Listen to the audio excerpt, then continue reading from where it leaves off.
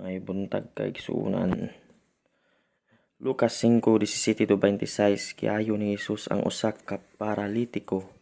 Usa ka adlaw niana samtang nagtudlo si Jesus dihay pipila ka mga Pariseo ug mga magtutudlo sa balaod nga naglingkod sa duol. Gikan sila sa lungsuran sa Galilea ug Judea ug sa siyudad sa Jerusalem. Diha kang Jesus ang gahom sa Ginoo sa pag-ayo sa mga masakiton. Unya may nangabot nga nangagiyayong ug usa ka paralitiko nga diha sa iyang higdaanan.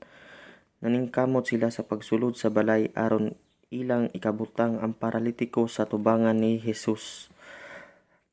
Apan wala sila makasulod sa balay tungod sa kadaghan sa mga tawo, busa ilang gidala siya ngadto sa atop ug giukab nila ang pipila ka bahin sa atop. Unya ilang gitunton ang paralitiko nga naghigda sa iyang higdaanan ngadto sa taliwala sa mga tawo diha sa atubangan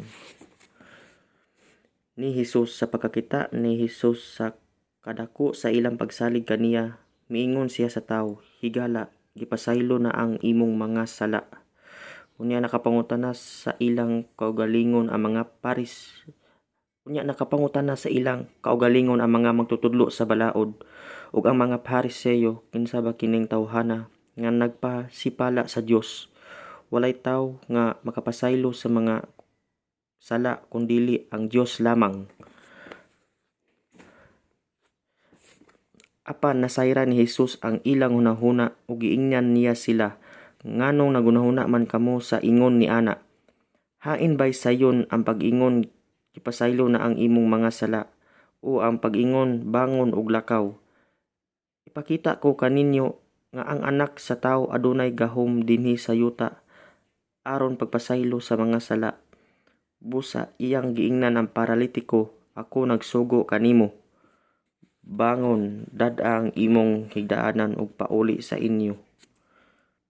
Diha mitindog ang paralitiko atubangan sa tanan. Gikuha niya ang iyang higdaanan ug mipauli nga nagdaig sa Dios.